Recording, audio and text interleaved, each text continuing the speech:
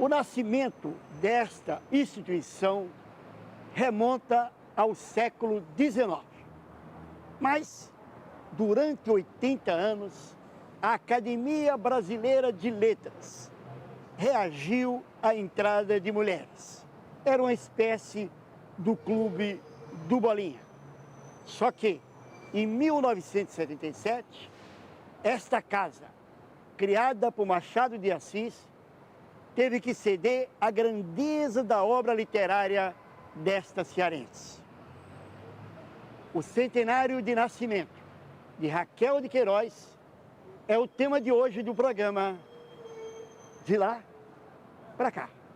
Eu nasci na casa da minha bisavó, Dona Miliquinha, na rua Senador Pompeu, 86.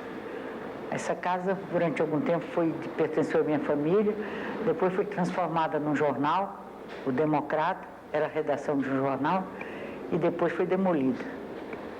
Lá, mas com 28 dias, já fui levada para a fazenda, de forma que o que eu sou realmente é uma sertaneja. A fazenda Não Me Deixes, de Raquel de Queiroz, em Quixadá, no Ceará, foi construída em terras que ela herdou de seus pais. Seus pais que a educaram de maneira pouco convencional, bastante liberal, o que a tornou uma mulher à frente do seu tempo. Mas nela isso era muito natural, muito sem pose, muito sem atitude, tanto que ela detestava quando a chamavam de feminista. Ela dizia que homens e mulheres eram, claro, diferentes, só que os homens é que eram sentimentais, românticos e idealistas. As mulheres são realistas e pragmáticas. Assim era ela e assim eram seus personagens, desde Conceição até Maria Moura.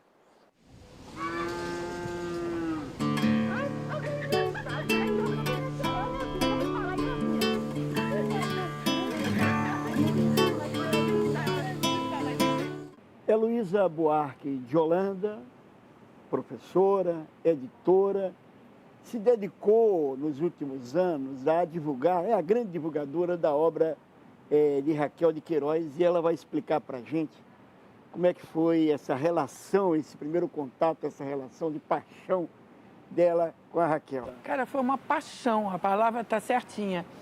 Você sabe que eu tinha um trabalho a vida toda assim com o que está fora do sistema. É sempre favela, poeta marginal, as mulheres, os negros, enfim. Jamais eu chegaria na Raquel. Porque a Raquel era acadêmica, famosa, literatura oficial. Eu jamais estudaria a Raquel, eu achava assim tudo meio esquisito. Com a Raquel nunca tinha chegado perto. Mas aí eu fui a um encontro de literatura lá no Nordeste. E a gente pegou o mesmo avião. Quando a Raquel me segurou na mão, eu apaixonei. Mas nunca mais, assim, eu me larguei, ela virou minha mãe de eleição. Ela tinha um calor, uma coisa, que eu acho que é nordestina, uma coisa de mãezona, que eu pulei no colo dela e nunca mais saí. Aí comecei a descobrir Raquel aos pouquinhos, sem aquele preconceito da acadêmica, da grande escritora. E descobri o Nordeste, descobri tanta coisa por trás que eu realmente nunca mais larguei, nem o assunto, nem a pessoa. Quem era a Raquel? Como é que ela se comportava no dia a dia? Olha, a Raquel era muito engraçada porque ela era uma mulher tão poderosa, mas tão poderosa, que ela fingia que não era. Então, eu vejo assim as entrevistas dela, ela diz, eu não gosto de escrever, eu não sei escrever, eu sou jornalista, eu vivo de jornalismo, eu não tenho nada a ver com literatura, eu gosto de cozinhar. Ela estava sempre escondendo um pouquinho porque ela era poderosa demais. Eu sei que para escrever para Raquel uma cartinha, você só botava o nome da Quixadá. Raquel de Queiroz, Quixadá, chegava lá.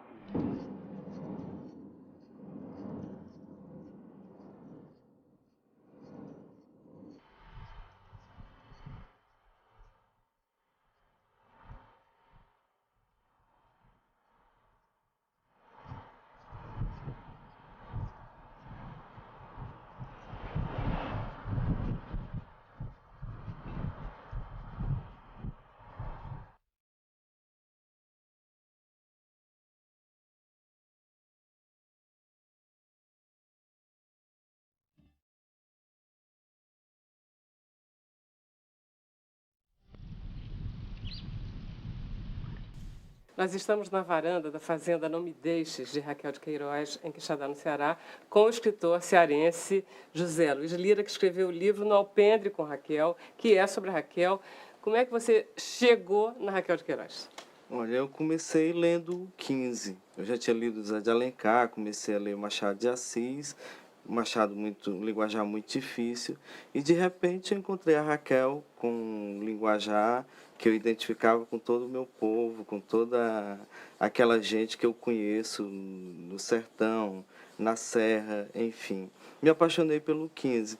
Depois eu escrevi uma cartinha sobre o 15, a carta chegou às mãos dela, ela não era muito de responder carta, mas me telefonou para agradecer, e daí surgiu uma amizade que ainda hoje existe. Qual é a importância da Raquel como escritora? Olha, eu considero a Raquel, eu acho que nós temos 3 grandes romancistas no Brasil, com todo respeito aos demais. O José de Alencar, que inaugurou o romance, Machado de Assis, que confirmou o romance com o seu realismo, e Raquel de Queiroz, que levou o romance regional à literatura. Eu acho Raquel um dos maiores escritores, entre homens e mulheres, do século que passou, e ela viveu todo o século, né? Nasceu em 1910, começou em 1930 com o 15 e até 1992 lançou aquele livro fenomenal que foi o Memorial de Maria Moura.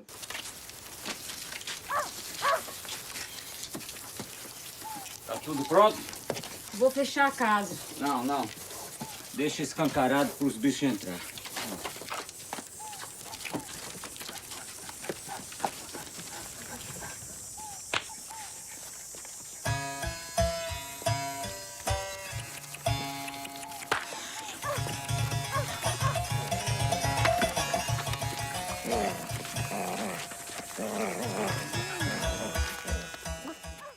Jurandir de Oliveira é cineasta, é paraibano e foi em 1999 convidado por Raquel de Queiroz a fazer um documentário sobre seus 90 anos. E daí começou uma parceria que não acabou mais. É. E aí como é que surgiu a ideia do 15? O 15 veio logo depois a ideia da Letícia Menescal de fazer um roteiro. Ela me pediu para roteirizar o segundo romance da Raquel, que era João Miguel. Eu comecei, e quando Raquel soube que eu estava roteirizando João Miguel, ela interferiu e disse, não, pede para ele roteirizar o 15. Mandou imediatamente o livro para mim, aquele 15 livrinho. E eu mudei de ideia, porque era praticamente, para mim, era uma ordem. Ela disse, esse foi o meu primeiro romance, já houve 3 tentativas, e essas 3 tentativas não deu certo. Quem sabe se dessa vez ele não consegue. E conseguimos. Como é que foi trabalhar com a Raquel, que tinha escrito o romance, e você fazendo o roteiro? Você mostrava, ela dizia? No princípio eu fiquei com muito medo, mas ela me incentivou tanto que tirou o medo. E a partir de um momento, o incentivo foi maior quando ela começou a dizer, se coloque. A sua origem é muito parecida com a desses personagens. Eu sou filho de um advogado, de um juiz de direito, tive vários privilégios quando criança, vi tudo isso, mas não tive a experiência que você teve no mesmo tipo de sertão, que é o Vale do Piancó. Então, se coloque.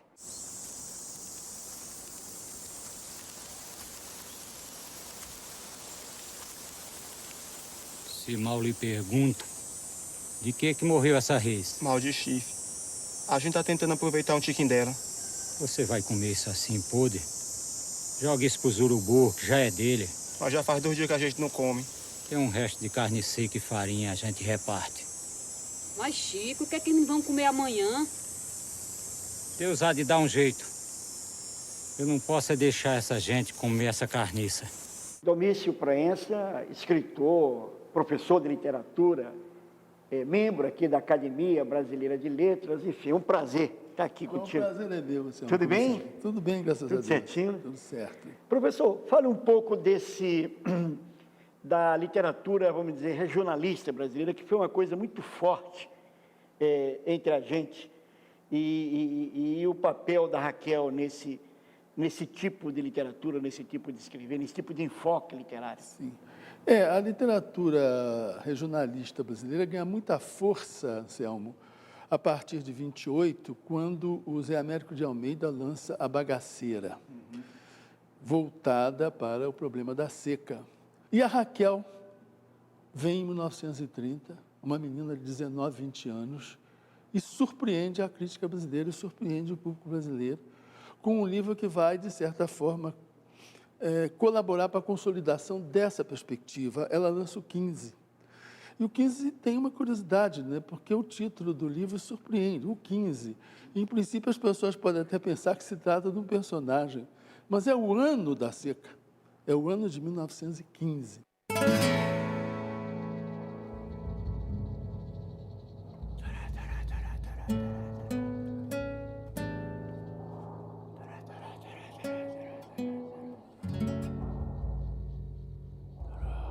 O lançamento do 15 é ótimo, porque ninguém acreditou que ela era muito marqueteira, sempre foi. Então ela fez o livro e mandou para tudo que é crítico, sem conhecer. O pai publicou, pagou a publicação do 15, e ela mandou para os críticos todos. E aí começa a vir resposta. Isso não é mulher, isso não é livro de mulher, isso deve ser um barbudo com pseudônimo. Foi engraçado, isso daí tem tudo escrito, era Zé Lins, todos eles dizendo isso. E a Raquel... Por que era livro de barbudo? Era livro de barbudo porque era um livro moderno, porque era um livro sem adjetivo, sem nada daquelas feminilidades que diziam que mulher tinha que ter. E a Raquel já não tinha no 15, que ela era muito jovem, ela já era moderna.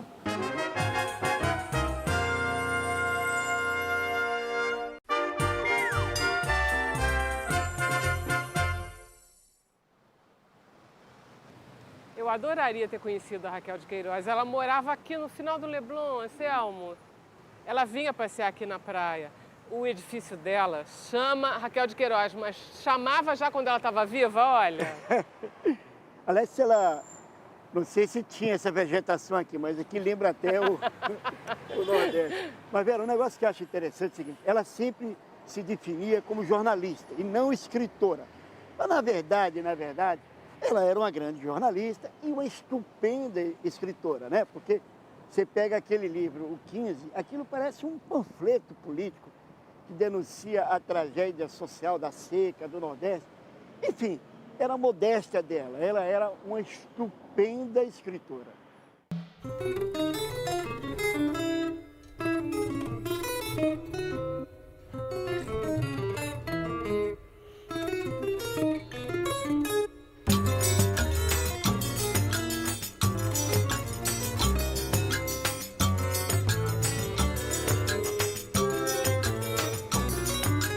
Elisa, tenta descrever para a gente assim, um pouco, vamos dizer, da biografia dela, um pouco assim, contando a história do começo.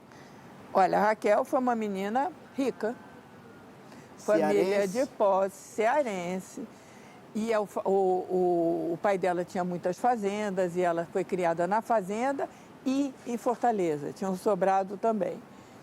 E a Raquel começou a escrever muito cedo.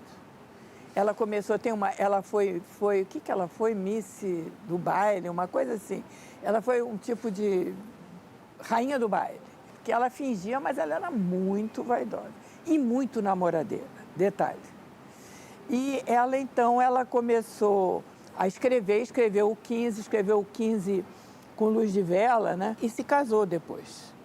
Ela se casou com um cara chamado Aldo. E ele era poeta também, era funcionário, ela viajou pelo Nordeste com ele, tal e coisa, Alto. E ele, José Alto. E ela se separou.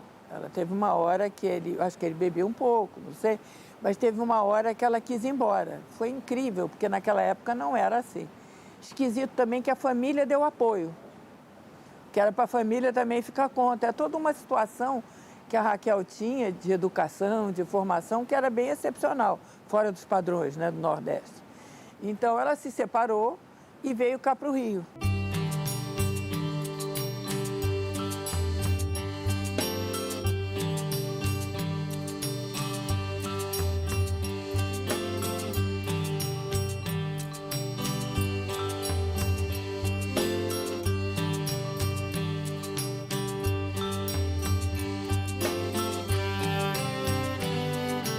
Eu queria que você falasse um pouco o que ela dizia a respeito de ser jornalista, do ofício de escritor.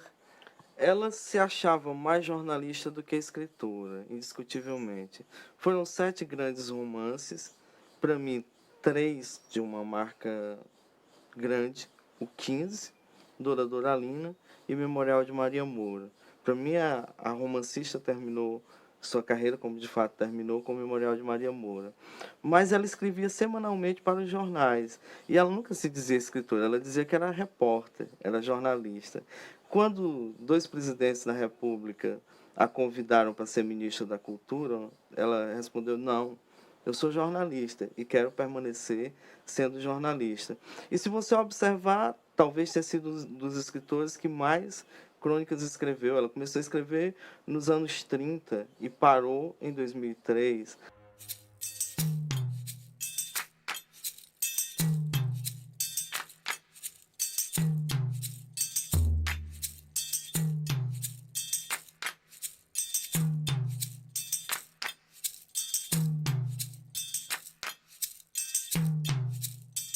Fala sobre ela na academia, porque como essa história dela, ela entrar numa casa que nunca tinha pisado uma mulher, que era machista, que tinha... Como é essa história? Fala aí. Olha, a Raquel, ela entrou para a academia do seguinte jeito. Tinha que entrar para a academia, não é mole, né? Porque você tem que fazer um ritual... pedir a benção ali. Pesado. Tem que ir na casa de todo mundo, dizer que você é bacana, dar seus livros, pedir a benção. E a Raquel, então, disse: olha, eu vou, mas eu não faço esse ritual de ficar pedindo a benção para os outros. Aí viajou, foi para a fazenda dela, ficou lá trancada e teve a notícia que tinha ganho. Quer dizer, os amigos fizeram tudo por ela, como era bem do feitio dela. Aí ela ganhou. Aí apareceu um problema que foi genial, que era como é que ela era a roupa da primeira mulher. Aí fizeram na academia, eu juro que eu não estou inventando, isso é pesquisa, desfile de modas, todos os costureiros, e a Raquel e o Astragésilo assistindo, e todos os 40 acadêmicos assistindo os desfiles de moda internos. E aí, então, eu sei que ganhou. Aí a Raquel falando é melhor ainda. Ela diz assim: aí eu escolhi, não quis nenhuma daquelas roupas do desfile, escolhi um vestido muito simples, só retinho, com uma gola em V. Porque quem se enfeita no reino animal é homem, não é mulher. Olha o pavão, olha todo o leão, os machos é que são enfeitados, as mulheres não se enfeitam.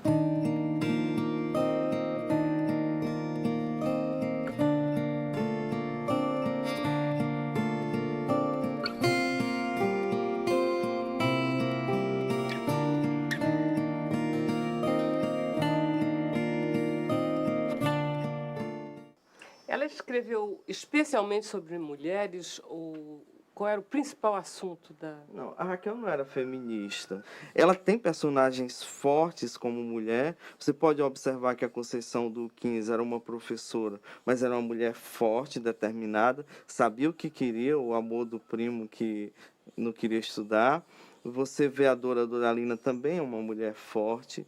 E no Caminho de Pedras, a Noemi também é uma mulher militante politicamente falando. Naquela época, toda a militância política dela indiretamente está no Caminho de Pedras.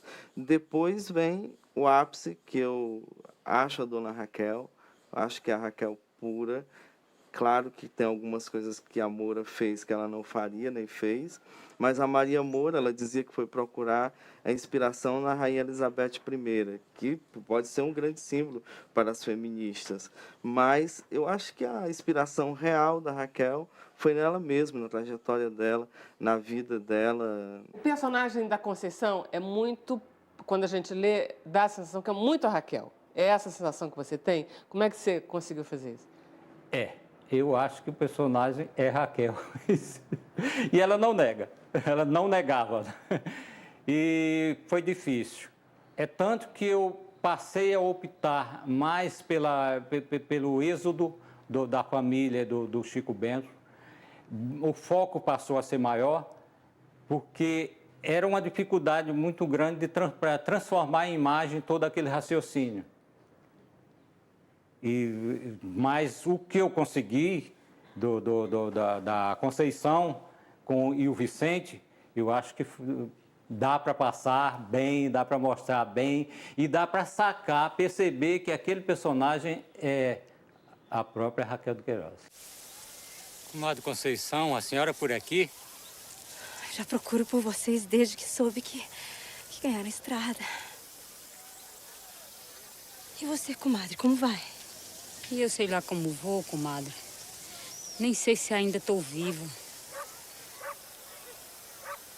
É esse meu afilhado Manuel, é? É sim, comadre. Mas os meninos chamam ele de Dunquinha. Cadê os outros meninos? Só Deus Nosso Senhor sabe.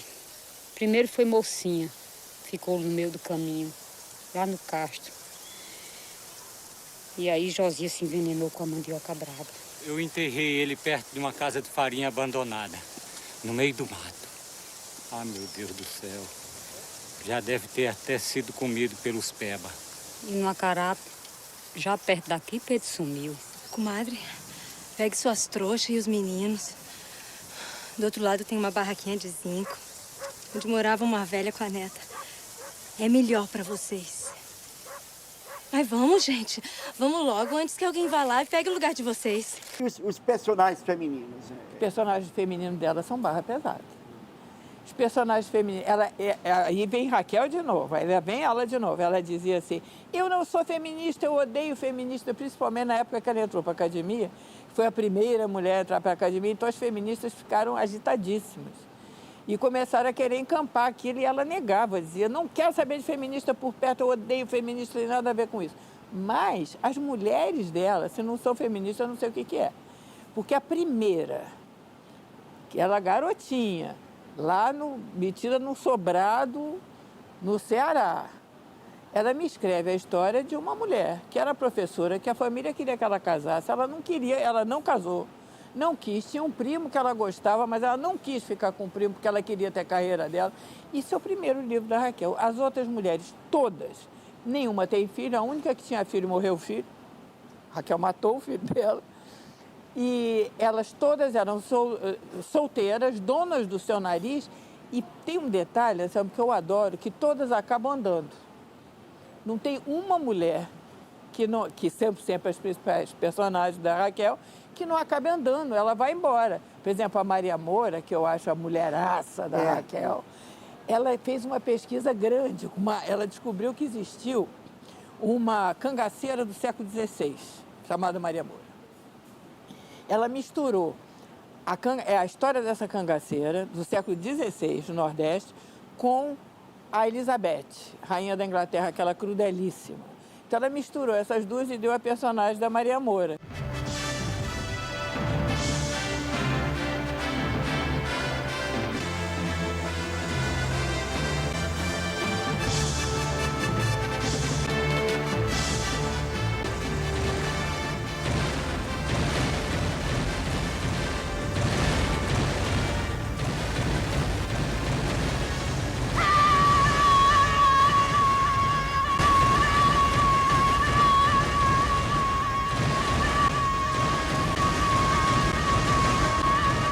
Raquel, ela realmente tinha não era um poder que viesse de dinheiro, de bens, de nada.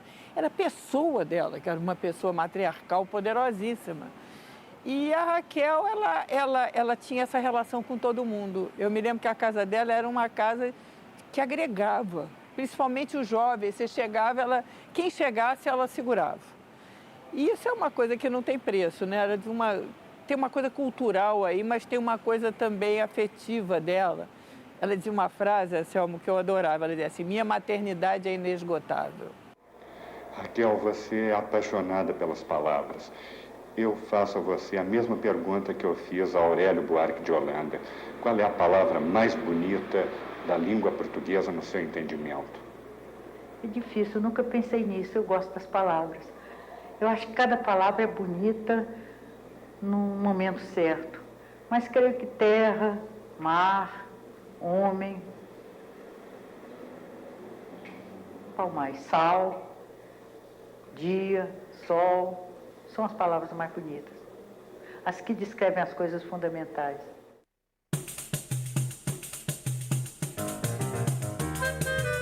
Música